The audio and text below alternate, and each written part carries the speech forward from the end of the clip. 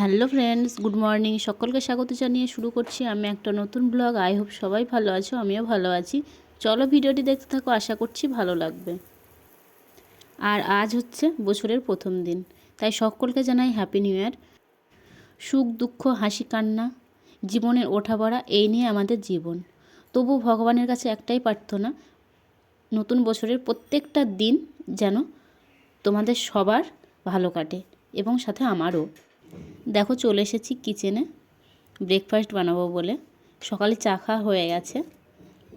আজকে সকালে নতুন বছরের প্রথম দিনটাতেই আমার হাজব্যান্ড আমাকে চা করে খাইয়েছে। সেটা তোমাদের সাথে শেয়ার করা হয়নি। আমি সবজিটা বানাচ্ছিলাম, তখনও চাটা বসিয়ে দিল, বললো চলো আজ আমি চাটা বানিয়ে নিই। আর আজ বানাচ্ছি হ্যাপি নিউ ইয়ারে স্পেশাল কুলচা। আর এই কুলচাটা প্রথম আমি খেয়েছিলাম চণ্ডীগড় থাকতে। ফার্স্ট আমি পিঞ্জর ঘুরতে গেছিলাম সেই সময়। আর ওখানে খেয়ে আমার এতটা ভালো লেগেছিল, যদি আমাকে কেউ জিজ্ঞাসা করো তুমি ওয়েস্ট বেঙ্গলের বাইরে এসে তোমার কোন খাবারটা ভালো লেগেছে, আমার কুলচাটা ভালো লেগেছে বলবো। আর ওয়েস্ট বেঙ্গলের বাইরে ভালো লাগা খাবার বলতে যেমন চণ্ডীগড়ের ছিল কুলচা, আর জয়সলমীরের ছিল মুগ ডালের কচুরি, বেস্ট লেগেছে সেই। আর এছাড়া তো পাঞ্জাবের আছেই মতিচুরের লাড্ডু। তবে হ্যাঁ, একটা কথা সত্যি, আমার যতই ভালো লাগুক আর যে যাই বলুক না কেন, আমার কাছে ওয়েস্ট বেঙ্গলের খাবারের কাছে এগুলো কিছুই না। আর আমাদের বাঙালির খাবারের সেই টেস্ট যে খাবারই বলো না কেন, কিন্তু এখানে তো সেটা পাওয়া যায় না। কী আর করার বলো, ওই নিজে ঘরে বানিয়ে বানিয়ে খাও, আর নয়তো এখানকার যেটা পাবা তোমাকে সেটা খেয়েই আশা মেটাতে হবে। কিছু করার নেই, এটাই আমাদের জীবন। আর আজ 1 জানুয়ারি, ঘরে যেটা আছে সেটাই আজ রান্না করতে হবে। স্পেশালভাবে কিছু বানানো যাবে না, কেননা হাজব্যান্ডের টাইম নেই কিছু আনার। ওই জন্য ভাবলাম চলো দুপুরে যাই রান্না করি না কেন, এখন সকালে ব্রেকফাস্ট একটু স্পেশালভাবে করি, তাই কুলচা বানানো। আর দেখো এখানে হাজব্যান্ডের জন্য কুলচাটা বানিয়ে নিয়েছি, ওকে দিয়ে দেব। আর আমার আর ছেলেরটা পরে বানিয়ে নেব। কুলচাটা গরম গরমই ভালো লাগে, ওই জন্য সবজিটাকে বানিয়ে রেখেছি। ছেলে শুয়ে আছে, উঠলে পরে আমাদের দুজনের বানিয়ে নেব। চলো আগে ওকে দিয়ে দিই, তারপর বাকি কাজে হাত লাগাবো। ওকে খাবার দেওয়ার পর অনেক টাইম ওখানে হিটারের পাশে বসেছিলাম। এই ঠান্ডাতে একবার হিটারের পাশে বসলে আর উঠতে ইচ্ছা করে না, যার জন্য প্রচুর লেট হয়ে গেছে গো। তারপর ও খাওয়া দাওয়া করে বেরিয়ে গেল, আমি চলে এসেছি তারপর বিছানাটা ঠিক করতে। বিছানাটাকে আগে ঠিক করে নেব, তারপর অন্য কাজে হাত লাগাবো। চলো এখন বিছানাটাকে ঠিক করি। আর সত্যি কথা বলতে, এমনি তো ঠান্ডার সময় সব জায়গাতেই একই অবস্থা, আর এখানে যেহেতু ঠান্ডাটা প্রচণ্ডই বেশি, যার জন্য একবার যদি কম্বলের ভিতর ঢোকো না, তোমায় উঠতে ইচ্ছা করবে। আর হিটারের পাশে বসলে তো প্যাস হয়ে গেল, মনে হবে রান্না খাওয়া কাজ সব বাদ দিয়ে ব্যাস এখানেই বসে থাকি, আর উঠবো না। আমারও হয়েছে সেই দশা। আর আজ 1 জানুয়ারি, নতুন দিন বছরের, ফুলগুলোকে একটু চেঞ্জ না করলে হয় বলো? তাই সকাল সকাল ফুলগুলোকে তুলে নিয়ে এসেছিলাম, এখানে রেখে দিয়েছি।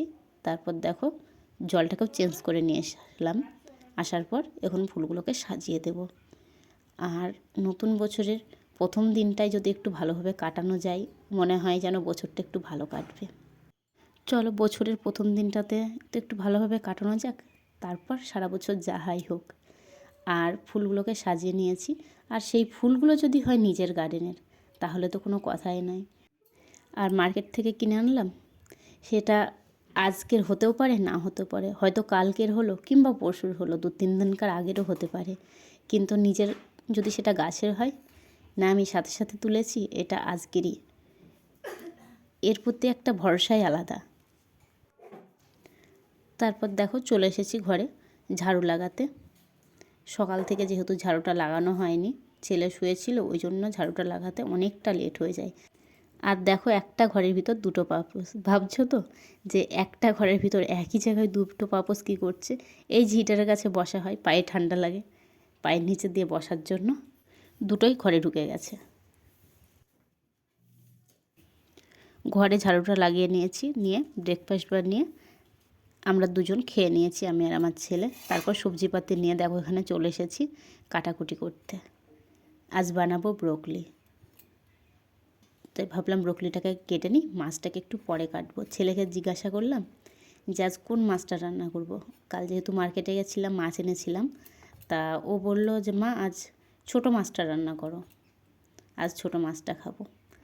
তাই ছেলের কথা শুনে আজ ছোটো মাছটাই রান্না হবে, আর সবজিতে হবে ব্রোকলি, তাই এটাকে কাটাকুটি করে নিচ্ছি।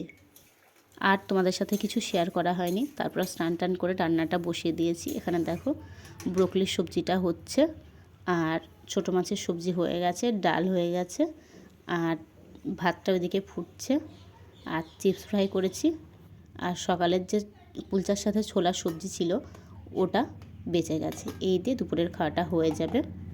আর দেখো বাসনপত্র অনেকগুলো ধোয়া হয়ে গেছে, আর এখানে ওগুলো আছে, ওগুলোও ধুয়ে নেব। সবজিটাকে নামিয়ে নিয়ে তারপর বাসনপত্র ধোয়াধুয়ি করে নেব। চলো এখন সবজিটাকে বানিয়ে নিই। তারপর ভাত তরকারি সব রেডি করে নিয়ে চলে এসেছি, এখন খাওয়া দাওয়া করবো। দেখো ছেলেকে দিয়ে দিয়েছি, ছেলে খাচ্ছে, ওর বাবাকে দেবো, দিয়ে তারপর আমি নিয়ে বসে পড়বো।